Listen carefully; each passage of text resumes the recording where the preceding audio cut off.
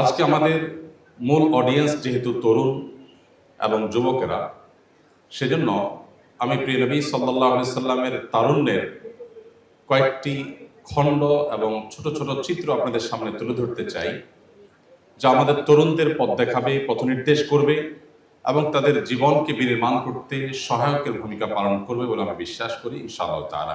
বয়সে আমরা যারা তরুণ এবং যুবক, আমরা মনে করি এটি বোধহয় হেয়ালিপনার বয়স, এটি বোধহয় আমাদের বিনোদন, আনন্দ, আড্ডা এবং বন্ধু বান্ধবের সাথে একান্তে সময় কাটাবার বয়স।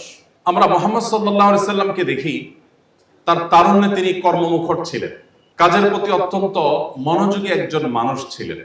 আজ আমরা যদি বিশ্ব দরবারে আবারও মাথা উঁচু করে দাঁড়াতে হয়, মুহাম্মদ সাল্লাল্লাহু আলাইহি সাল্লামকে পাঠ বরং পুনর্পাঠ করার কোনো বিকল্প পথ আমাদের সামনে খোলা নেই। আপনি পৃথিবীতে বহু সফল মানুষের গল্প শোনাতে পারবেন, শত সহস্র বাধা পাহাড় ডিঙ্গিয়ে নিজের মিশনকে সবচেয়ে অল্প সময়ে, দ্রুততম সময়ে সফল করা, অর্ধ পৃথিবীর শাসন এর সূচনা করে দেওয়া, এই কাজটি মুহাম্মদ সাল্লাল্লাহু আলাইহি সাল্লাম ছাড়া পৃথিবীতে আর কাউকে আপনি দেখাতে পারবেন না। যার জন্য মক্কার এই ছোট একটি ভূমি সংকীর্ণ হয়ে গিয়েছিল।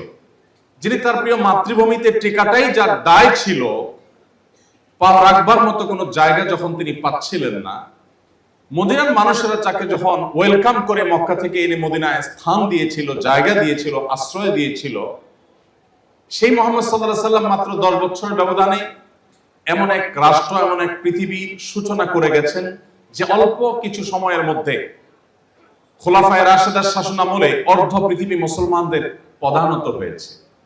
এরকম একজন সাকসেস মানুষ, এরকম একজন সফল মানুষের তারুণ্য কিভাবে কাটিয়েছেন, আজকের তরুণদের সেই জীবনী, তার জীবনের সেই অংশ, মূল্যবান এবং সোনালী সময়গুলোকে আমাদের বারবার পাঠ করা দরকার।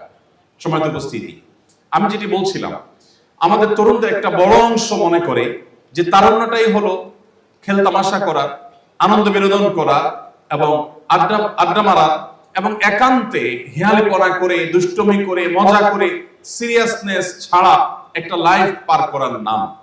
অথচ আমরা দেখি মুহাম্মদ সাল্লাল্লাহু আলাইহি সাল্লাম তার তারুণ্য থেকে অত্যন্ত সিরিয়াস ছিলেন তার কাজে কর্মে। বিশেষ করে সমাজের অর্থনীতিতে অবদান রাখবার জন্য একজন তরুণ হিসাবে আমাদের যে দারুণ ভূমিকা রাখার সুযোগ আছে, তার দৃষ্টান্ত রেখেছেন মুহাম্মদ সাল্লাল্লাহু আলাইহি সাল্লাম। তিনি এবং তার আগে যত নবী রাসূল এসেছেন পৃথিবীতে, সমস্ত নবী রাসূলরাই কম বেশি রাখালির কাজ করতেন। আপনারা জানেন, রাখালের কাজটা অত্যন্ত কঠিন একটি কাজ এবং এই কাজটি মুহাম্মদ সাল্লাল্লাহু আলাইহি সাল্লাম অন্যান্য নবীদের ধারা পরম্পরা হিসেবে তিনিও কিন্তু রাখালের কাজটা করেছেন। তার তারুণ্যের গুরুত্বপূর্ণ একটা সময় গেছে রাখালি করে। পশুদের রাখালি করতে গিয়ে, বিশেষ করে ছাগল চড়াবার যে কাজটি, এই কাজটি সমস্ত নবী রাসূলগণই কম বেশি করেছেন। কেন করেছেন? অনেক পশু থাকতে এই পশুর রাখালি করার দায়িত্বই আল্লাহ তাআলা নবী রাসূলদের কেন দিয়েছেন, এটা নিয়ে বহু গবেষণা আছে, বহু আলোচনা আছে, সেদিকে আমি যাচ্ছি না। শুধুমাত্র সংক্ষেপে এটুকু বলতে চাই, অন্য সমস্ত প্রাণীর চাইতে ছাগলের রাখালি করা বা ছাগল চড়ানোর কাজটা খুব কঠিন কাজ। ছাগলের নেচার হলো, যদি কেউ ছাগল চড়ায় থাকেন অথবা ছাগল চড়ানো দেখে থাকেন, তাহলে অনুমান করতে পারবেন, ছাগলের নেচার হলো যে ছাগলকে আপনি যেদিকে ডাকবেন সে তার উল্টো দিকে যাবে। আপনি যদি ছাগলকে ডান দিকে টানেন তো ছাগল ধরেই নিবে সম্ভবত আমার রাজ্যের সকল দুঃখ হয়ে ডান দিকেই আছে, সো আমার দায়িত্ব হলো বাম দিকে টানা। আপনি যদি এবার ছাগলের রায়ের সাথে, তার মতের সাথে ঐক্যমত পোষণ করে এবার আপনি বাম দিকে যেয়ে বলেন ঠিক আছে চলো তোমার দিকেই যাই, ছাগল এবার চিন্তা করবে ব্যাপার কি, এ লোক বামে কেন আসলো, তাহলে আমার ডানেই যেতে হবে। ছাগলের রাখালি করা খুব কঠিন একটা কাজ। অন্য অনেক বড় বড় পশু আছে, যে পশুগুলো রাখালি করা এত কঠিন কাজ নয়। ছাগলের রাখাল যারা হন, বাংলায় একটা কথাই আছে যে ছাগলের খুঁটি ধরা। ছাগল যে শক্ত করে খুঁটি ধরে, এটা কিন্তু খুব কঠিন একটা ব্যাপার। যিনি রাখালির কাজটা করেন বা ছাগল চড়াবার কাজটা করেন, তিনি অত্যন্ত সচেতন ভাবে, সতর্কতার সাথে ছাগলের রাখালি তাকে করতে হয়। তিনি ছাগলের গলায় যে রশি আছে, তার অপর প্রান্ত যে তার হাতে আছে, তিনি যদি তেড়ামি করে, গোড়ামি করে অথবা গায়ের জোর খাটিয়ে ছাগল যখন খুঁটি ধরেছে সে যাবে না, বসে পড়েছে বা অন্যদিকে টানছে, তিনি যদি উল্টা দিকে টানতে শুরু করেন গায়ের জোরে, তাহলে ছাগল মারাও যেতে পারে, ফাঁস লেগে যেতে পারে গলায় আহত হতে পারে, অনেক কিছু হতে পারে। একজন রাখাল সাধারণত ছাগলের গলার রশিটাকে তিনি ছাগলের সাথে তেড়ামি করে গায়ের জোরে টানতে টানতে নিয়ে যান না। আবার ছাগলের কথা শুনে ছাগল যেদিকে যায় সেদিকে যদি সে যেতে থাকে তাহলে তো কাঙ্ক্ষিত গন্তব্যে নিয়ে যাওয়া যাবে না। এক্ষেত্রে কখনো ছাগলকে তাড়া দিয়ে, কখনো পেছন থেকে তাড়া দিয়ে, কখনো সামনে থেকে রশি টেনে নানাভাবে কৌশলে তাকে তার গন্তব্যে নিয়ে যেতে হয়। নবী রাসূলদেরকে আল্লাহ রাব্বুল আলামিন ছাগল চড়াবার যে কাজটি সবাইকে করিয়েছেন, হয়তোবা এই কারণে অনেক গবেষকরা এটি বলেছেন যে সমাজের নানা শ্রেণী পেশার মানুষের মধ্যে যে অবাধ্য হওয়ার, আল্লাহর নাফরমানি করার প্রবণতা আছে, জাহান্নামমুখী টান আছে, আকর্ষণ আছে, সৃষ্টিগতভাবে মানুষের মধ্যে যে প্রবৃত্তি আছে, প্রবৃত্তি তাকে অন্যায় কাজের প্রতি টানে আকর্ষণ করে। সাধারণত সচরাচর ভালো কাজের প্রতি আকর্ষণ হয় না। এই জায়গা থেকে একজন নবী, একজন রাসূল কিভাবে তার জাতিকে অত্যন্ত কৌশলে, তার বুদ্ধিমত্তা দিয়ে, আল্লাহর দেয়া জ্ঞান এবং প্রজ্ঞা এবং হিকমা দিয়ে তাদেরকে কিভাবে জান্নাতের পথে নিয়ে আসবেন সেই বিষয়ে তাদেরকে প্রশিক্ষণের অংশ হিসেবে এই কাজটি করিয়েছেন। তো আমাদের নবী সাল্লাল্লাহু আলাইহি সাল্লাম এই কাজটি অন্যান্য নবীদের ধারাবাহিকতা তিনিও করেছেন। তার তারুণ্যে যে সময়টা তিনি এই কাজ করেছেন, এই সময়টাতে তিনি তার এই কর্মমুখী জীবন যাপন না করলেও পারতেন। তিনি অন্য অনেকের মতো মক্কা যুবকদের মধ্যে একটা উল্লেখযোগ্য অংশ যারা যুদ্ধ বিগ্রহ করে, অনেকে আছে যারা রাহাজানে ছিনতাই করে তাদের যৌবনের একটা অংশকে পার করত। বিশেষ করে আমরা সেই সময়ের কথা বলছি যখন জাহিলি যুগ ছিল, ইসলাম পূর্ব জাহিলি যুগের যে আরবদের তরুণদের যে অবস্থা ছিল, সেই অবস্থা থেকে আমাদের প্রিয় নবী সাল্লাল্লাহু আলাইহি ওয়াসাল্লাম সম্পূর্ণ ব্যতিক্রম ছিলেন। তিনি অত্যন্ত পরিশ্রমী একজন মানুষ ছিলেন, কর্মমুখর একজন মানুষ ছিলেন। তিনি তার এই বয়সে একটা পর্যায়ে যখন 20 বছর মাত্র পার হয়েছে, 20 পার হওয়ার সঙ্গে সঙ্গেই তার জীবনে সুযোগ আসে ব্যবসা করবার। মক্কার মানুষদের মধ্যে একটা কালচার ছিল, যাদের অর্থ আছে তারা অনেক উদ্যমী তরুণকে বা উদ্যমী ব্যবসায়ীকে তারা তাদের পুঁজি দিয়ে তৎকালীন সিরিয়াতে পাঠাত। সিরিয়া থেকে তারা মক্কায় যে সমস্ত পণ্যের প্রয়োজন হতো সে সমস্ত পণ্য তারা আমদানি করত, আবার মক্কায় যে সমস্ত পণ্য পাওয়া যায় সেগুলো সেখানে রপ্তানি করত, অথবা নগদ অর্থ নিয়ে সেখান থেকে তারা মালামাল এনে মক্কায় বিক্রি করত। আবার কখনো নগদ অর্থ নিয়ে সেখানে কেনাবেচার কাজ সম্পন্ন করে প্রফিটের টাকাটা নিয়ে তারা মক্কায় ফিরত। তো এরই ধারাবাহিকতায় মুহাম্মদ সাল্লাল্লাহু আলাইহি সাল্লামের বয়স যখন 20 বছর পার হলো, তারপরে খাদিজা রাদিয়াল্লাহু তাআলা আনহা ছিলেন মক্কার অভিজাত একজন নারী, অত্যন্ত ধনাঢ্য একজন নারী, যার প্রচুর সম্পদ ছিল এবং তিনি ব্যবসা করতেন।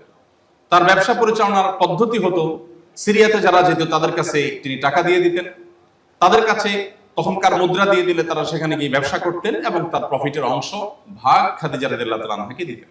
মুহাম্মদ সাল্লাল্লাহু আলাইহি সাল্লাম সম্পর্কে যখন খাদিজা রাদিয়াল্লাহু তাআলা শুনতে পেলেন যে একটা তরুণ মক্কায়, যিনি বিশ্বস্ত হিসেবে সবার কাছে ব্যাপকভাবে খ্যাতি অর্জন করেছেন, তার বিশ্বস্ততা এটা ছিল তখন প্রবাদ তুল্য। তখন খাদিজা রাদিয়াল্লাহু আনহা তাকে ব্যবসা করবার অফার দিলেন, প্রস্তাব দিলেন এবং বললেন যে আমি আপনার মাধ্যমে ব্যবসা করতে চাই। নবী করিম সাল্লাল্লাহু আলাইহি সাল্লাম এই সুযোগ হাতছাড়া করলেন না। তিনি তার দেওয়া সে পুঁজি নিয়ে সিরিয়ায় চলে গেলেন। তার সাথে ছিলেন মাইসারা নামক একজন দাস। তাকে নিয়ে নবী করিম সাল্লাল্লাহু আলাইহি সাল্লাম চলে গেছেন সিরিয়াতে। সিরিয়া গিয়ে ব্যবসা করেছেন। প্রতিমধ্যে অনেক ঘটনা ঘটেছে অলৌকিক। আমরা জানি নবীদের নবুয়ত প্রকাশের আগে এবং পরে আল্লাহ রাব্বুল আলামিন তাদের মাধ্যমে অনেক অলৌকিক বিষয় আশয় প্রকাশ ঘটান তাদের নবুয়তের প্রমাণস্বরূপ। মাইসারা সেসব প্রত্যক্ষ করেছে এবং বিশ্বস্ততার সাথে নবী সাল্লাল্লাহু আলাইহি সাল্লাম ব্যবসা বাণিজ্য করে মক্কায় ফিরে এসেছেন। তিনি ফিরে আসার পর খাদিজা রাদিয়াল্লাহু তাআলা আনহা তার সম্পর্কে মাইসারার মুখ থেকে অনেক অলৌকিক ঘটনা দেখেছেন। সেখানকার এক পাদ্রী তার সম্পর্কে একটা ভবিষ্যৎবাণী করেছেন, সে বিষয়ে উল্লেখ করেছেন। আরো তার সততা, তার নিষ্ঠা, তার আমানতদারিতা, তার পেশাদারিত্ব, এই বিষয়গুলো শুনতে পেয়ে খাদিজা রাদিয়াল্লাহু তাআলা আনহা বেশ বিস্মিত হলেন। তিনি দীর্ঘদিন ব্যবসা করছিলেন মক্কা, অন্য কোনো মানুষকে অর্থ দিয়ে তিনি এত বেশি প্রফিটের চোখ কখনো দেখেননি, মুখ কখনো দেখেননি। যত বেশি প্রফিট পেয়েছেন মুহাম্মদ সাল্লাল্লাহু আলাইহি ওয়াসাল্লামের মাধ্যমে। তিনি দেখে অবাক হয়ে গেলেন যে আগের লোকদের সাথে ব্যবসা করেছি, তারা তো আমাকে এত লাভ দেয়নি।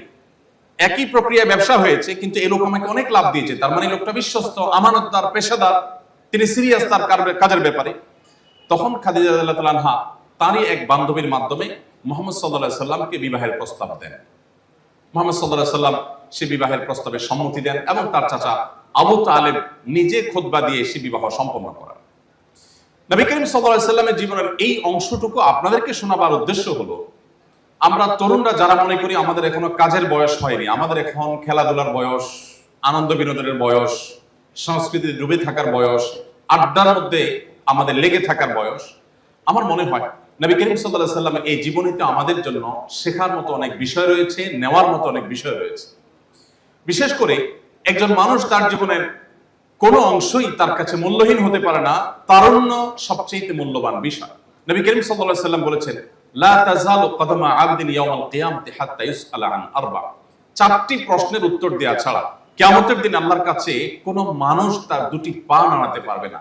চারটি কমন প্রশ্নের উত্তর সবাইকে দিতে হবে। তার মধ্যে থেকে একটি প্রশ্ন হলো ওয়ান শাবাবিহি ফিমা আবলা। তরুণরা তার তারুণ্যের সময়টাকে কিভাবে কাটিয়েছে, তার তারুণ্যের অর্জন কি, তার তারুণ্যে তিনি কতগুলো খেলায় জিতেছেন, কতগুলো ক্লাবের মেম্বার হয়েছেন, কতগুলো আড্ডা তিনি দিয়েছেন, তার বন্ধুদের সাথে কি করেছেন। এই অ্যাচিভমেন্ট আল্লাহ শুনতে চাইবেন না। আল্লাহ শুনতে চাইবেন তার তারুণ্যের এই সময়টা তিনি পাপ মুক্ত ভাবে, অপরাধ মুক্ত ভাবে থেকে তিনি কতটা প্রোডাক্টিভ কাজ করতে পেরেছেন, তিনি কতটা ভালো কাজ সম্পাদন করতে পেরেছেন, তিনি কতটা ভালো কাজের সূচনা করতে পেরেছেন, ভিত্তি স্থাপন করতে পেরেছেন। তার তারুণ্যের অ্যাচিভমেন্ট কি আল্লাহ আলাদা করে জিজ্ঞাসা করবে। অথচ আমাদের সমাজে ধরেই নেওয়া হয় যে আমাদের ইবাদত বন্দেগী, আমাদের ভালো কাজ, আমাদের নামাজ রোজা, আল্লাহর সঙ্গে একান্তে কথা বলা, দোয়া করা, সামাজিক কার্যক্রম, এসব, এমনকি পরিবারের দায়িত্বভার গ্রহণ করা, বাবা মার আয় উপার্জনে তাদের সাথে প্লাস করা, তাদের সাথে সহযোগীর ভূমিকা অবতীর্ণ হওয়া, আমরা ধরেই নেই যে এগুলো পড়ালেখার পরে যখন আমি চাকরি বাকরি করব, ব্যবসা বাণিজ্য করব, বড় হবো তখন আমি করব। আমি আমার ক্ষুদ্র জীবনের অংশ আপনাদের সঙ্গে খুব কিঞ্চিত শেয়ার করতে পারি। আমি আমার ছাত্র জীবনে দেশের মাদ্রাসার জগতে সবচেয়ে বড় মাদ্রাসা হাটহাজারী মাদ্রাসা যখন পড়াশোনা করি, তখন আমার বাবার জীবনে একটি দুঃসময় আসে। তিনি ব্যবসায়ী ছিলেন, হঠাৎ তার ব্যবসায় এমন ভাবে লস হয়েছে যে তার সমস্ত পুঁজি হারিয়ে তিনি প্রায় পথে বসা দশা। আমি তখন বিলম্ব না করে সেখান থেকে মফস্বলের একটি মাদ্রাসা, যশোরের একটি মাদ্রাসা এসে ভর্তি হই। সাধারণত হাটহাজারী মাদ্রাসা থেকে মফস্বলে কোনো মাদ্রাসায় গিয়ে ভর্তি হওয়ার নজির সাধারণত খুঁজে পাওয়া যাবে না, বাট আমি চলে এসেছি। কেন এসেছি? আমার বাবাকে হেল্প করতে হবে, অর্থনৈতিকভাবে তাকে সাপোর্ট দিতে হবে। আমি সেখানে এসে যশোর যুব প্রশিক্ষণ কেন্দ্রে ইমামতির দায়িত্ব নিয়েছি এবং সেখানে কোরআন পাঠদানের শিক্ষকতার দায়িত্ব নিয়েছি। এই দায়িত্ব পালন যখন আমি করি তখন আমার বয়স অনেক কম, আমার বয়স তখন 17 কি 18 এরকম হবে। এরকম বয়সে আমি সেখানে এসে এই দায়িত্ব পালন করে, আরো কম হবে, বোধহয় 16 কি 17 হবে। আমি দায়িত্ব পালন করে প্রতি মাসে উপার্জন করে বাবাকে আমার সে উপার্জনের সবটুকুন টাকা তুলে দিতাম। তখন আমি যে বেতন পেতাম সম্ভবত 600 টাকা বেতন পেতাম। আমার মনে পড়ে আমার জীবনে 4 বছর আমি সেখানে দায়িত্ব পালন করেছি, 600 টাকা থেকে 6 টাকা কোনোদিন আমি কেটে রাখিনি। 600 টাকার সবটুকুন টাকা বাবার হাতে তুলে দিতাম। উদ্দেশ্য ছিল যে বাবার যাতে চলতে একটু সহজ হয়, সুবিধা হয়, তার জন্য সাপোর্ট হয়। আমি নিজে কষ্ট করে চলতাম এবং 3 থেকে 4 কিলোমিটার বাইসাইকেল রান করে ক্লাস করতাম, যেতাম। এবং এই সময়ের মধ্যে 4 বছরের মধ্যে আমার জীবনের ছাত্র জীবনের সবচেয়ে সাফল্য কওমি মাদ্রাসা শিক্ষা বোর্ডের অধীনে 10 stand, 3rd stand, 2nd stand, সারা দেশের সব কওমি মাদ্রাসাগুলোর একটাই বোর্ড আপনারা জানেন। সে বোর্ডে 10ম স্থান, 3য় স্থান এবং 2য় স্থান এবং সর্বশেষ এসে 1ম স্থান ইফতাতে। সারা দেশে সমস্ত ছাত্রদের মধ্যে কম্পিটিশন করে এই স্থানগুলো আল্লাহ তাআলা আমাকে অর্জন করার তৌফিক দিয়েছেন। আমি কিন্তু একই সঙ্গে উপার্জন করছি এবং আমার বাবার ফ্যামিলিতে সাপোর্ট দিচ্ছি। এই কথাগুলো আপনাদেরকে এই জন্য বলা, আমাদের তারুণ্যর কথা মনে উঠলে আমাদের মনে হয় যে খেলাধুলা, বিনোদন, জাস্ট হেয়ালিপনা, জাস্ট আড্ডা, জাস্ট এমন সব কাজকর্ম যেগুলো প্রোডাক্টিভ কিছু নয়, না তার জন্য, না তার পরিবারের জন্য, না সমাজের জন্য, না দেশের জন্য, রাষ্ট্রের জন্য, না বিশ্ব মানবতার জন্য। আমরা সেই নবীর উম্মত যেই নবী তার তারুণ্য থেকেই সমাজের অর্থনীতিকে সচল রাখবার জন্য ভূমিকা রেখেছেন, যে নবী তার তারুণ্য থেকেই ব্যবসা বাণিজ্য করেছেন, যে নবী তার তারুণ্য থেকে তার বিশ্বস্ততার প্রমাণ দিয়েছেন, যে নবী বিশ্বস্ততার কারণে মক্কার সমস্ত মানুষেরা, এমনকি তার শত্রুতা যারা লালন করতো তার প্রতি, সে মক্কার মুশরিকরা পর্যন্ত যাকে আল আমিন এবং বিশ্বস্ত মানুষ হিসাবে উপাধি দিতে বাধ্য হয়েছে। সম্মানিত উপস্থিতি, আমি আজ আপনাদের কাছে সেজন্য উদাত্ত আহ্বান রাখতে চাই, আসুন আমাদের তারুণ্যকে আমরা প্রোডাক্টিভ কাজে ব্যয় করার চেষ্টা করি। এটি মুহাম্মদ সাল্লাল্লাহু আলাইহি ওয়াসাল্লামের আদর্শ, এটি মুহাম্মদ সাল্লাল্লাহু আলাইহি ওয়াসাল্লামের তারুণ্য থেকে পাওয়া আমাদের শিক্ষা। নবী করিম সাল্লাল্লাহু আলাইহি সাল্লাম তার তারুণ্যে যে ব্যবসা করেছেন, শুধু তাই নয়, তার সারা জীবন তিনি ব্যবসার প্রতি মানুষকে উৎসাহিত করেছেন। তার একটি হাদিস রয়েছে, তিসআতু আশহারির রিজকি ফি তিজারা, আল্লাহ তাআলা পৃথিবীতে যত রিজিক রেখেছেন তার 10 ভাগের 9 ভাগ আল্লাহ তাআলা রেখেছেন ব্যবসার মধ্যে, বাণিজ্যের মধ্যে। আমাদের তরুণদের উল্লেখযোগ্য অংশ এখনো পর্যন্ত চাকরির জন্য তারা মরিয়া থাকে, তারা চাকরি করতে চায়, বিশেষ করে উদ্যোক্তা হতে চায় না, ব্যবসা করতে চায় না। আপনারা জানেন গোটা পৃথিবীতে ইহুদিরা যে প্রভাব বিস্তার করে আছে, আজ গোটা পৃথিবীতে তারা যে তাদের ছড়ি ঘুরাচ্ছে, গোটা পৃথিবীর অর্থনীতিতে, গোটা পৃথিবীর রাজনীতিতে, সবকিছুতে তারা প্রভাব বিস্তার করছে। সংখ্যায় তারা খুবই নগণ্য, কিন্তু তারা এই যে কাজটা করতে পারছে, এর অন্যতম সিক্রেটস গুলোর একটি হলো প্রত্যেক ইহুদি প্রত্যেকে তারা উদ্যোক্তা হওয়ার চেষ্টা করে। পৃথিবীর বড় বড় উদ্যোগগুলো আপনারা আমার চেয়ে ভালো জানেন, সবগুলো ইহুদিদের কন্ট্রোলে। দুর্ভাগ্য সেই মুসলিম তরুণের জন্য, যে মুসলিম তরুণ চাকরি করার জন্য, অন্য অর্থে আরো সহজ অর্থে, সরল অর্থে চাকর হওয়ার জন্য যে মুসলিম তরুণ চেষ্টা করে। আমি আপনাদেরকে উদাত্ত আহ্বান রাখতে চাই, আমাদের নবী মুহাম্মদ সাল্লাল্লাহু আলাইহি সাল্লাম তিনি চাকরি করেছেন, চাকরিকে আমি খারাপ বলছি না, তিনি অন্যের অধীনে কাজ করেছেন, কিন্তু তার জীবনের বড় অংশ কেটেছে চাকরি করে নয়, ব্যবসা করে, উদ্যোক্তা হয়ে। মনে রাখবেন, কোনো কাজ কখনো ছোট হয় না। আপনি ক্ষুদ্র থেকে ক্ষুদ্র কাজ শুরু করেন আল্লাহর উপরে ভরসা করি, আপনার তারুণ্যের যে অবসর সময়টা, সেই সময়টাতে আপনি প্রোডাক্টিভ কাজ করেন, সেখান থেকে দেখবেন আপনি অনেক মানুষের উপার্জনের পথ উন্মোচন করতে পেরেছেন। আল্লাহ আপনার জীবনে বারাকা দিয়েছে, আপনি জীবনে অনেক হেয়ালিপনা থেকে, অনেক ভুল বিচ্যুতি থেকে বেঁচে থাকতে পারবেন যদি আপনার তারুণ্যের অবসর সময়টাকে প্ল্যান ওয়াইজ আপনি কাটাতে পারেন। এজন্য আমি আপনাদের উদাত্ত আহ্বান রাখতে চাই, আপনারা পড়াশোনা শেষে, এমনকি পড়াশোনা চলাকালীন সময় আপনারা কোনো না কোনো উদ্যোগের সাথে সম্পৃক্ত হয়ে যাবেন। আমরা সুন্নাহ ফাউন্ডেশন থেকে এদেশের বেকার তরুণ তরুণীদেরকে তাদের কর্মসংস্থান করে দেওয়ার জন্য, তাদেরকে ব্যবসার পথে তুলে দেওয়ার জন্য আমরা আসুন্নাহ স্কিল ডেভেলপমেন্ট ইনস্টিটিউট করেছি। এখান থেকে আমরা নানামুখী প্রশিক্ষণ দিয়ে যুবকদেরকে, যারা চাকরি করতে আগ্রহী, প্রথমে ব্যবসা করতে যারা আগ্রহী নন, শিখতে চান, তাদেরকে আমরা বিভিন্ন প্রতিষ্ঠানে চাকরি দেওয়ার উদ্যোগ নিই। আর যারা ব্যবসা করতে চান, বিশেষ করে মেয়েদেরকে প্রশিক্ষণের পর বাসায় বসে তার নিজের উপার্জনে যে করবার মতো সেই উপার্জন উপকরণ দিয়ে তাদেরকে আমরা তাদের পথে নিজের পায়ে দাঁড়াবার ব্যবস্থা আমরা করে দেওয়ার চেষ্টা করি। আসুন্নাহ ফাউন্ডেশনের এই ক্ষুদ্র প্রচেষ্টা, এটা আরো বৃহৎ আকারে করা সম্ভব হবে। আমাদের যে স্বপ্ন, সেটা আরো ভালোভাবে বাস্তবায়ন করা সম্ভব হবে যদি আপনারা সবাই উদ্যোক্তা হন এবং ব্যবসার ক্ষেত্রে সামিল হন। আমি আপনাদেরকে বিনয়ের সাথে আহ্বান করতে চাই, আসুন সবাই উদ্যোক্তা হওয়ার চেষ্টা করুন এবং উদ্যোক্তা হওয়ার জন্য যা যা প্রয়োজন, সেই প্রশিক্ষণ, সেই ট্রেনিং, সেই রিহার্সেল, সেই জানাশোনা, সে বিষয়ে জ্ঞান অর্জন করা, সেই অভিজ্ঞতা অর্জন করা, সেগুলো আমাদেরকে করতে হবে। আমাদের তারুণ্য থেকে যদি আমরা এই কাজগুলো করি, তাহলে হবে নবী করিম সাল্লাল্লাহু আলাইহি সাল্লামের প্রকৃত অনুসরণ এবং তার তারুণ্যকে অনুসরণ করে আমাদের জীবনকে কাটানো। সম্মানিত উপস্থিতি, নবী করিম সাল্লাল্লাহু আলাইহি সাল্লামের তারুণ্যের আরেকটি গুরুত্বপূর্ণ দিক হলো, সমাজে সচরাচর সকল যুগেই মুরব্বী শ্রেণীর মানুষ, অভিজ্ঞ, পড় খাওয়া এবং বয়সে যারা সিনিয়র, তারাই সাধারণত সমাজে যে কোনো নিজেদের মধ্যকার, সমাজের মধ্যে বিবাদমান বিভিন্ন বিতর্ক, বর্ষা, মতভিন্নতা, ঝগড়া, ফাসাদ, এগুলোর মীমাংসার কাজটা করে।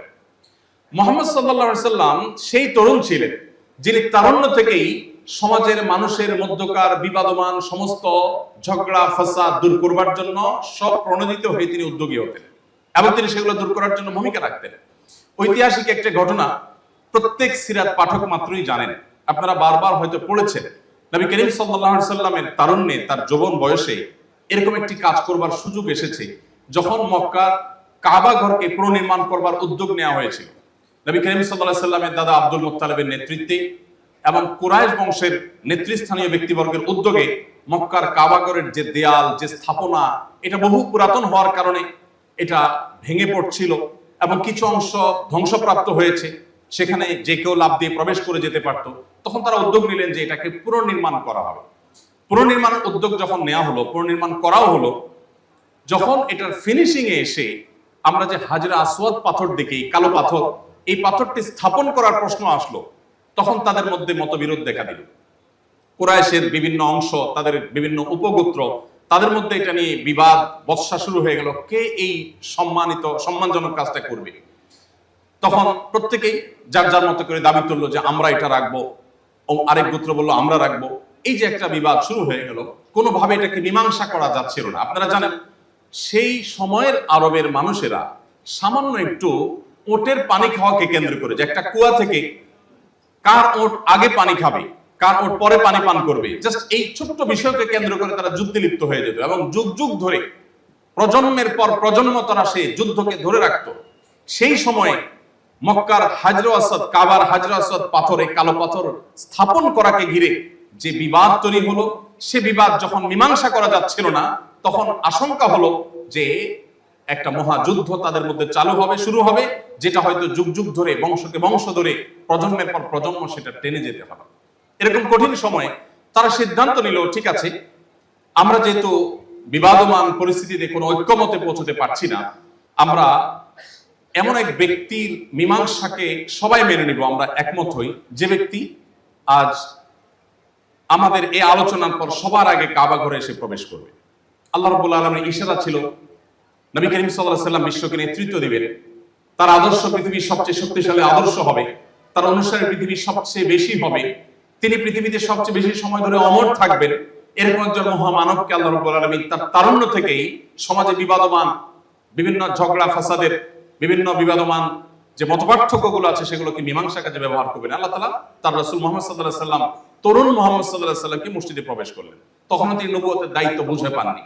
তিনি যখন মসজিদে প্রবেশ করেছেন, সবার আগে সবাই খুশি হয়ে গেল যে এমন একটা লোক আজ সবার আগে মসজিদে প্রবেশ করেছে, যে লোকটার বিশ্বস্ততা নিয়ে, তার আন্তরিকতা নিয়ে, তার আমানতদারিতা নিয়ে, তার পেশাদারিত্ব নিয়ে, তার ভালো মানুষ হওয়া নিয়ে আমাদের কারো কোনো দ্বিমত নেই, সবাই খুশি হয়ে গেছে। তারপর মুহাম্মদ সাল্লাল্লাহু আলাইহি ওয়াসাল্লামকে তারা বলল যে আমাদের মধ্যকার এই বিবাদকে কিভাবে মীমাংসা করা যায়, আপনি সমাধান দিন। নবী করিম সাল্লাল্লাহু আলাইহি ওয়াসাল্লাম বললেন, একটি চাদর আপনারা আমাকে দিন। তখন একটি চাদর দেওয়া হলো।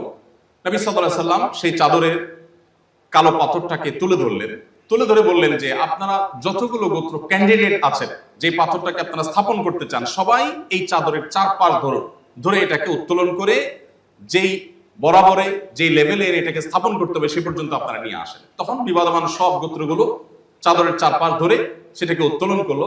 নবী করিম সাল্লাল্লাহু আলাইহি ওয়াসাল্লাম জাস্ট শুধুমাত্র উত্তোলন করার পর সেটাকে যথাস্থানে রেখে দিলেন। রেখে দেওয়ার পর নবী সাল্লাল্লাহু আলাইহি ওয়াসাল্লাম বললেন, তাহলে এই কালো পাথর মক্কার সম্ভ্রান্ত বংশ কুরাইশের বিশেষ কোনো উপগোত্র বা বিশেষ কোনো ব্যক্তি রাখেনি, আজ আপনারা সবাই মিলে এই পাথর স্থাপন করলেন। সবাই খুশি হয়ে গেল, মীমাংসা হয়ে গেল, তাদের বিবাদ দূর হয়ে গেল এবং সমস্যার সমাধান হয়ে গেল। আজ এই গল্পটি আপনাদেরকে শোনাবার উদ্দেশ্য হলো, আমার তরুণ বন্ধুরা, আমরা আজকের সমাজে কোথাও কোনো গন্ডগোল হলে সেখানে কোনো তরুণের চেহারা কল্পনা করতে হয় দুর্ভাগ্যজনক ভাবে।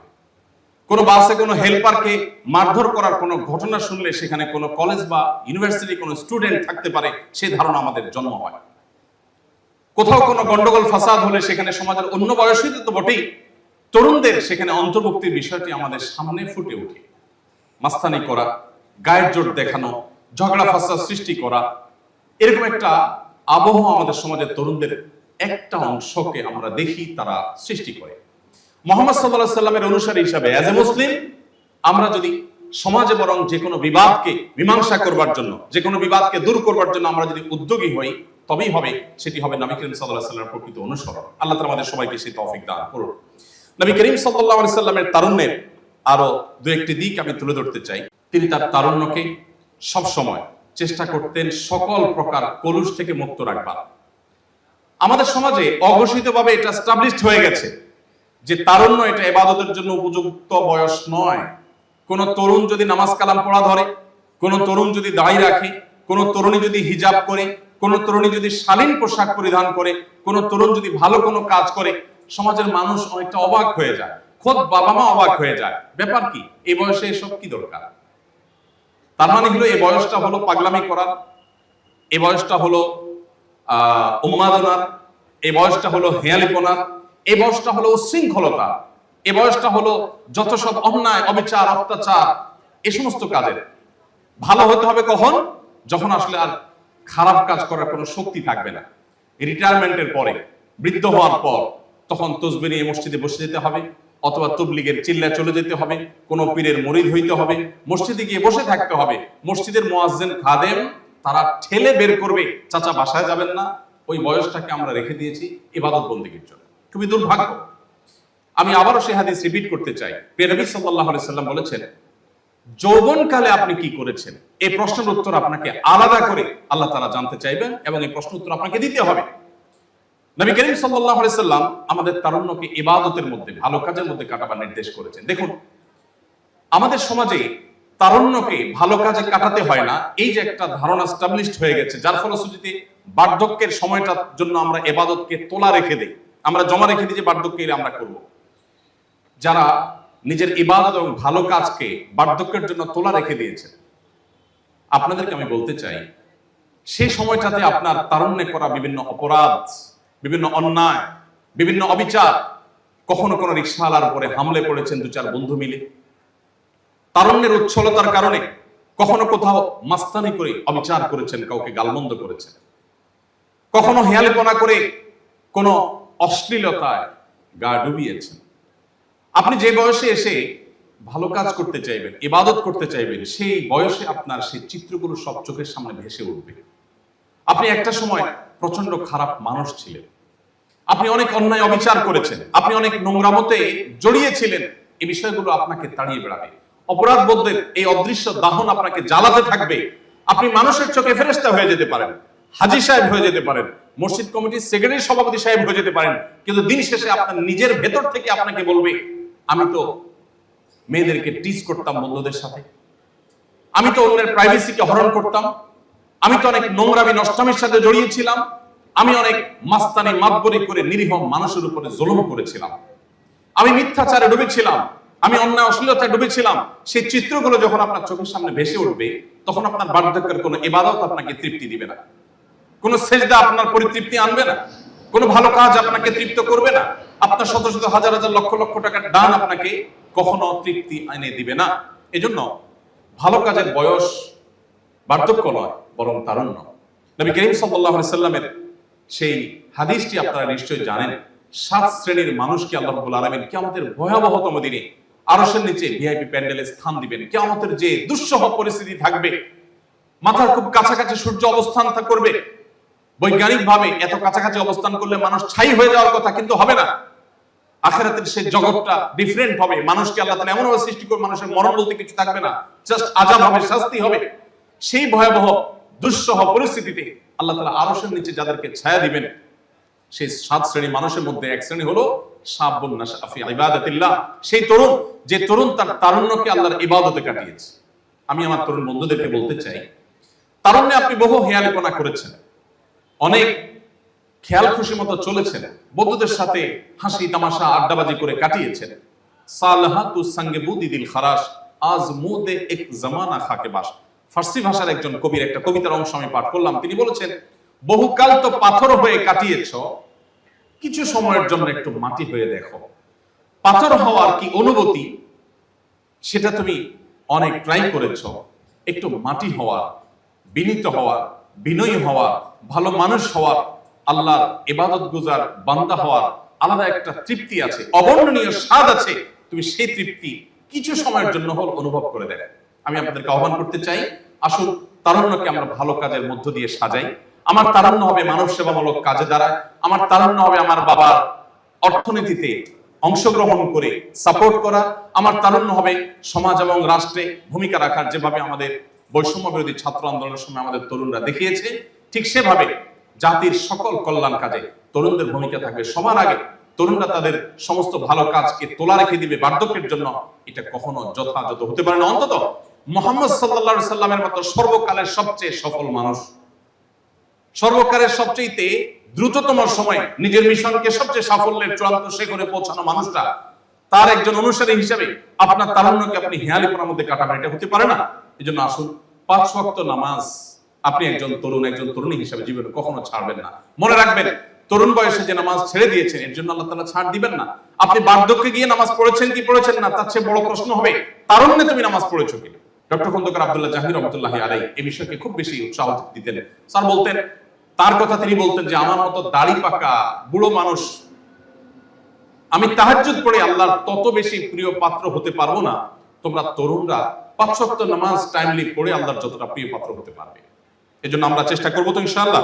নবী করিম সাল্লাল্লাহু আলাইহি সাল্লাম তার তারুণ্য ইবাদতের মধ্যে তিনি কাটিয়েছেন, ভালো কাজের মধ্যে তিনি তারুণ্যকে কাটিয়েছেন, এবং সকল প্রকার অশ্লীলতা, অন্যায়, অনাচার থেকে আল্লাহ তাআলা তাকে সেভ করেছেন, হেফাজত করেছেন। তার জীবনের তারুণ্যের একটি ঘটনা আপনারা অনেকে শুনে থাকবেন।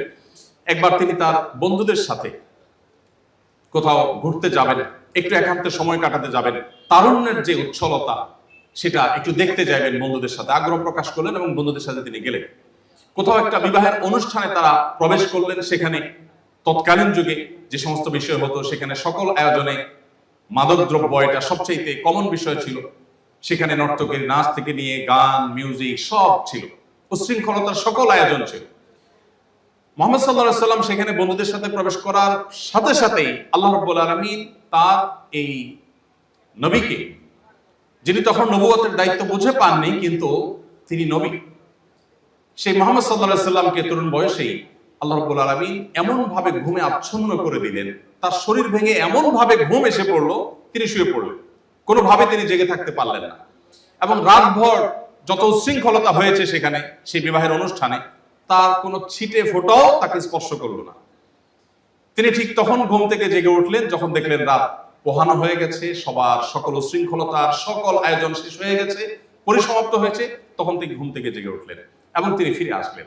মক্কার মুশরিকদের সেই সমাজে যত অনাচার ছিল তার কোনোটি তাকে স্পর্শ করতে পারেনি। আল্লাহ তাআলা আল্লাহ নবী মুহাম্মদ সাল্লাল্লাহু আলাইহি ওয়াসাল্লামকে খাদিজা রাদিয়াল্লাহু তাআলা আনহা থেকে 6টি সন্তান দিয়েছেন। তার 4টি হলো কন্যা আর 2টি হলো পুত্র সন্তান। সেই সমাজে কন্যা সন্তান জন্মগ্রহণ করা, কন্যা হয়ে জন্মগ্রহণ করাটাকে অপরাধ মনে করা হতো। মুহাম্মদ সাল্লাল্লাহু আলাইহি ওয়াসাল্লামকে আল্লাহ তাআলা 4টি কন্যা সন্তান দিয়েছেন এবং তারা সবাই বেঁচে ছিলেন এবং পরিণত বয়সে স্বাভাবিকভাবে তাদের সবার মৃত্যু হয়েছে। অথচ 2টি পুত্র সন্তান আল্লাহ দিয়েছেন, তাদের একজন আব্দুল্লাহ আর একজন কাসেম। তাদের উভয়কে আল্লাহ তাআলা একেবারে বাল্যকালে বরং শৈশবে তাদেরকে আল্লাহ তাআলা নিয়ে গেছেন। তার মানে মক্কার মুশরিকরা কন্যা সন্তান হলে সেটাকে দোষণীয় মনে করত। আপনারা আয়াত শুনেছেন, ওয়াইদা বুশরা আহাদুহুম বিল উনসা যাল্লা ওয়াজহুহু মুসওয়াদ্দান ওয়া হুয়া কাযীম। যখন কারো কন্যা সন্তান হয়েছে, মেয়ে জন্ম হয়েছে, এই কথা বলা হলে তার মুখটা কালো হয়ে যেত। সেই সমাজে মুহাম্মদ সাল্লাল্লাহু আলাইহি ওয়াসাল্লাম 4টি কন্যার বাপ, পরিণত বয়স পর্যন্ত যারা বেঁচে ছিলেন। এটা ছিল সমাজের বিরুদ্ধে তার সংগ্রাম। এখানে তার হাত ছিল না, আল্লাহ তাআলা তাকে দিয়ে এটা করিয়েছেন। তাকে আল্লাহ তাআলা এই কন্যা সন্তানের বাবা হিসাবে সারা জীবন গর্বের সাথে রেখেছেন। তিনি মেয়েদের মুক্তির জন্য যা কাজ করেছেন সেটা আলাদা টপিকের বিষয়। আপনারা ইতিপূর্বে অনেক কিছু শুনেছেন, আমি সেদিকে যেতে চাই না। আমি শুধু একটি কথা বলতে চাই, মুহাম্মদ সাল্লাল্লাহু আলাইহি ওয়াসাল্লাম পৃথিবীর পরিবর্তনে যে ভূমিকা রেখেছেন, বিশেষ করে তার তারুণ্যে, সেই ভূমিকা আজ শুধু নয়, পৃথিবীর ইতিহাসে কোনো তরুণ, কোনো মানুষ রাখতে পারেনি। তার সমাজের বুকের উপর দাঁড়িয়ে আমরা বৈষম্য বিরোধী আন্দোলনের মধ্য দিয়ে একটা নতুন বাংলাদেশ পেয়েছি। বৈষম্যের বিরুদ্ধে তিনি কি করেছেন সেটি আলাদা একটা লম্বা টপিকের বিষয়। বিদায় হজের ঐতিহাসিক ভাষণে মক্কার জাহিলি সমাজের বুকের উপর দাঁড়িয়ে তিনি বলেছিলেন, কোন আরবের উপর কোন নন আরবের কোন শ্রেষ্ঠত্ব, কোন নন আরবের উপর কোন আরাবিয়ানের কোন শ্রেষ্ঠত্ব নাই, কোন কৃষ্ণাঙ্গের উপর কোন শ্বেতাঙ্গের, কোন শ্বেতাঙ্গের উপর কোন কৃষ্ণাঙ্গের কোন শ্রেষ্ঠত্ব নাই। শুধু নীতিবাক্য দিয়ে ক্ষান্ত হন নাই, তার সবচেয়ে কাছের মানুষটি যিনি তার ডেপুটি হিসেবে মসজিদে মুয়াজ্জিনের দায়িত্ব পালন করেছেন, সে বিলাল রাদিয়াল্লাহু তাআলা আনহু, একাধারে বাহির থেকে আসা মানুষ, আরব না, অর্থাৎ মক্কার মানুষ না, আবার তিনি একসময় কৃতদাস ছিলেন, যাকে প্রচন্ড ভাবে ঘৃণা করত মক্কার মুশরিকরা বা মক্কার সাধারণ মানুষেরা, মানুষের মর্যাদা যাকে দিত না। এবং সেই সাথে তিনি ছিলেন একই সঙ্গে কৃষ্ণাঙ্গ, আবার দাস ছিলেন, আবার বাহির থেকে আগত ছিলেন। এতগুলো নেগেটিভ বিষয় থাকা সত্ত্বেও নবী করিম সাল্লাল্লাহু আলাইহি ওয়াসাল্লাম তাকে তার মুয়াজ্জিন হিসেবে নিয়োগ দিয়েছেন। সম্মানিত ভাইরা, আজ পৃথিবীতে বহু অধিকারের কথা আপনারা শুনবেন, বিশেষ করে পশ্চিমা পৃথিবী থেকে অনবরত আমাদেরকে মানুষের অধিকারের বিভিন্ন বিষয় নিয়ে, সমাজের বিভিন্ন অধিকার নিয়ে তারা সোচ্চার থাকে, সরব থাকে, আমাদেরকে জাগ্রত করবার চেষ্টা করে। এজ এ মুসলিম আপনার এটা জানা দরকার, আপনি যে নবী মুহাম্মদ সাল্লাল্লাহু আলাইহি ওয়াসাল্লামের উম্মত, সে নবী মুহাম্মদ সাল্লাল্লাহু আলাইহি ওয়াসাল্লাম যখন মানুষের অধিকার নিয়ে কাজ করেছেন, নারীদের অধিকারকে প্রতিষ্ঠা করে গেছেন, আজকের অধিকারের কথা বলা মানুষরা, তারা তো দূরের কথা, তাদের এই সমস্ত আইডিওলজির যারা প্রতিষ্ঠাতা, তাদের কারোর জন্ম তখন হয়। আজ অধিকারের কথা বলাটা আমি বিভিন্ন জায়গায় বলার চেষ্টা করি, এটা অনেকটা ফ্যাশনের ব্যাপার হয়ে গেছে। মানুষের অধিকার নিয়ে সোচ্চার মানবাধিকার কর্মী মানে বলার মতো একটা কাজ, সবার কাছে খুব সমীহ পাওয়া যায়, শ্রদ্ধা পাওয়া যায়, ভক্তি পাওয়া যায়। লোকটা মানবাধিকার কর্মী, লোকটা সমাজ কর্মী, লোকটা মানবাধিকার নিয়ে কাজ করে। এটি 2024-এ পৃথিবীতে অনেক সহজ। আপনি মুহাম্মদ সাল্লাল্লাহু আলাইহি সাল্লামকে যদি মূল্যায়ন করতে হয়, তার সিরাত যদি অধ্যয়ন করে তার সম্পর্কে প্রকৃত অর্থে তার অবস্থান যদি আপনাকে মূল্যায়ন করতে হয়, তাহলে আপনাকে ফিরে যেতে হবে 1450 বছর আগের পৃথিবীতে। 1450 বছর আগের পৃথিবীতে নবী করিম সাল্লাল্লাহু আলাইহি সাল্লাম যখন অধিকারের কথা বলেছেন, আজকে মানুষের অধিকার নিয়ে কথা বললে বিদেশি ফান্ড পাওয়া যায়, প্রজেক্ট পাওয়া যায়, ফাইল পাস করা যায়, মিডিয়াতে শিরোনাম হওয়া যায়, লাইক কমেন্ট পাওয়া যায়, বাহবা পাওয়া যায়। এটা একটা ফ্যাশনের ব্যাপার, এটা একটা গৌরবের ব্যাপার। মুহাম্মদ সাল্লাল্লাহু আলাইহি সাল্লাম যখন নারীর অধিকার নিয়ে কাজ করেছেন, দাস মুক্তির জন্য কাজ করেছেন, শ্রমিকের অধিকার নিয়ে কাজ করেছেন, মানবতাকে মুক্তির জন্য কাজ করেছেন, তখন তার সে কাজকে অ্যাপ্রিসিয়েট করার মতো মানুষ পৃথিবীতে ছিল না। গোটা সমাজ তার বিরুদ্ধে ছিল, প্রতি মুহূর্তে তাকে সংগ্রাম করতে হয়েছে। আপনি তার উম্মত, অতএব আসুন তারুণ্যকে, তার আদর্শকে অনুসরণ করে, তার তারুণ্যকে অনুসরণ করে আমরা তারুণ্যকে কাটাবার চেষ্টা করি। তবে আমরা আবারও পৃথিবীর সে নেতৃত্বের আসনে যেতে পারবো। পৃথিবী আমাদেরকে গাইড করবে না, আমরাই পৃথিবীকে গাইড করতে পারবো ইনশাআল্লাহ তাআলা। সম্মানিত উপস্থিতি, নবী করিম সাল্লাল্লাহু আলাইহি সাল্লাম তারুণ্যের এই বয়সটাকে তিনি সকল প্রকার কলুষ মুক্ত রেখেছেন। তার তারুণ্যে কোনো প্রকার কালিমা তিনি লাগতে দেননি, কোনো কালিমাকে স্পর্শ তিনি হতে দেননি। তার তারুণ্যের সবটুকুন সময় তিনি আল্লাহর আনুগত্যে কাটিয়েছেন এবং সকল অন্যায় অশ্লীলতা থেকে বিরত রেখেছেন। আমি আপনাদেরকে বিশেষ করে নবী সাল্লাল্লাহু আলাইহি সাল্লামের এই অধ্যায়টাতে আপনাদের মনোযোগ আকর্ষণ করতে চাই। এখন তরুণ তরুণীদের তাদের চরিত্রকে ধ্বংস করবার জন্য গোটা বিশ্বের উন্নত পৃথিবীর বিশেষ করে অনেক সভ্যতা সমাজের নানামুখী আয়োজন আছে, নানামুখী প্রজেক্ট আছে। একজন মুসলিম হিসেবে আপনার এই বিষয়গুলোতে সতর্ক থাকতে হবে, সচেতন থাকতে হবে। গোটা পৃথিবী আপনাকে বলবে ভোগের কথা, একমাত্র ইসলাম আপনাকে বলবে ত্যাগের কথা। গোটা পৃথিবী বলবে আপনার যৌবনকে আপনি এনজয় করেন, আপনি যৌবনের উচ্ছলতায় হারিয়ে যান, আপনি ভোগ করেন। ইসলাম আপনাকে বলবে আপনি কন্ট্রোল করেন, আপনি নিজেকে নিয়ন্ত্রণ করেন। নবী করিম সাল্লাল্লাহু আলাইহি সাল্লাম তার তারুণ্যকে এইভাবে তিনি সংরক্ষণ করেছেন। এই জন্য আপনাদের তারুণ্যের জন্য কালিমা না লাগে। একজন মুসলিম তরুণ তার তারুণ্যে মনে চাইলো আর কোনো পাপাচারে লিপ্ত হয়ে গেলেন, আল্লাহর অবাধ্য হয়ে গেলেন, বিবাহ বহির্ভূত কোনো সম্পর্কে জড়িয়ে পড়লেন, এটি কোনো মুসলিমের সাথে অন্তত যায় না। একজন মুসলিম তরুণ এতটা ঢিলা হওয়া উচিত না। তার নিজের যেখানে খুশি সেখানে তিনি কাত হয়ে গেলেন, সেখানে তিনি একেবারে এঙ্গেজ হয়ে গেলেন, সেখানে তিনি নত হয়ে গেলেন, এটা মুসলিম তরুণের সাথে অন্তত যায় না। পৃথিবী মানুষের চরিত্রের ব্যাপারে, বিশেষ করে কোনো মানুষ বিবাহিত লাইফে থাকলে, তিনি যুগলবন্দি জীবনে থাকলে অন্য কারোর সাথে সম্পর্ক রাখাটাকে গোটা পৃথিবীর সকল সমাজ খারাপ মনে করে। এটাকে মনে করা হয় নীতিহীনতা, যে তুমি একজন স্ত্রী থাকা সত্ত্বেও আরেক নারীর প্রতি কেন আসক্ত, স্বামী থাকা সত্ত্বেও আরেক পুরুষের প্রতি কেন আসক্ত, এটাকে গোটা পৃথিবীর মানুষ দোষের বিষয় মনে করে। নবী করিম সাল্লাল্লাহু আলাইহি সাল্লাম যে জীবন দর্শন আমাদেরকে দিয়ে গেছেন, সেটা এর চাইতে আরো কয়েক ধাপ এগিয়ে। সেটা হলো আল্লাহ আপনাকে যে তারুণ্য দিয়েছেন, এই তারুণ্যের সবটুকুন ভালোবাসা আপনি জমিয়ে রাখবেন আপনার সে জীবন সঙ্গিনীর জন্য। আপনার কপালে, আপনার ভাগ্যে যিনি আছেন তার জন্য সবটুকুন ভালোবাসাকে আপনি জমিয়ে রাখবেন। আপনি জানেন আপনার জীবনে, বৈবাহিক জীবনে একজন সঙ্গিনী আসবেন, এটা এক্সপেক্টেড। কিন্তু আপনি এখন থেকে যদি কোথাও প্রেমের নামে অবৈধ সম্পর্ক করেন, অবৈধ রিলেশন করেন, হারাম সম্পর্ক স্থাপন করেন, তাহলে দিন শেষে আপনি কিন্তু আপনার সেই হবু স্ত্রীর সাথে বিশ্বাসঘাতকতা করবেন। একজন নারী হিসেবে আপনি যদি কোনো ছেলের সাথে অবৈধ সম্পর্ক করেন জাস্ট সময় কাটানোর জন্য, জাস্ট টাইম পাস করার জন্য, তাহলে আপনি আপনার সেই হবু স্বামীর সাথে বেঈমানি করলেন, আপনি তার সাথে বিশ্বাসঘাতকতা করলেন। ইসলাম আজকের পৃথিবী যেরকম বৈবাহিক জীবনে অন্য কারোর সাথে রিলেশনকে খারাপ ভাবে দেখে, ইসলাম তার চাইতে আগে থেকে আমাদেরকে এ ধরনের অনাচার থেকে, এ ধরনের হারাম সম্পর্ক থেকে বেঁচে থাকতে বলে। যে যুবক তার তারুণ্যকে, তার যৌবনের চাহিদাকে কন্ট্রোল করতে পারে না, নিয়ন্ত্রণ করতে পারে না, তার চরিত্রকে হেফাজত করতে পারে না, তার সম্ভ্রমকে সংরক্ষণ করতে পারে না, এই যুবক আব্দুল্লাহ ইবনে ওমরের উত্তরসূরি হতে পারে না। এই যুবক ওমর রাদিয়াল্লাহু তাআলার উত্তরসূরি হতে পারে না। এই যুবক মুহাম্মদ সাল্লাল্লাহু আলাইহি ওয়াসাল্লামের অনুসারী হতে পারে না। এই যুবক কখনো আব্দুল্লাহ ইবনে মাসউদের অনুসারী হতে পারে না। এই যুবক সেই সকল সাহাবীদের অনুসারী হতে পারে না যেই সাহাবীরা মক্কার যাযাবর থেকে অর্ধ পৃথিবীর বাদশাহী করেছেন। আপনি তাদের অনুসারী, তাদের সেই নবীর উম্মত যে নবী তার যৌবনকে হেফাজত করেছেন এবং হেফাজত রাখতে বলেছেন। অতএব এই সংগ্রামে আমাদেরকে জিততে হবে এবং জয়ী হতে হবে। আল্লাহ তাআলা আমাদের সবাইকে সেই তৌফিক দান করুন।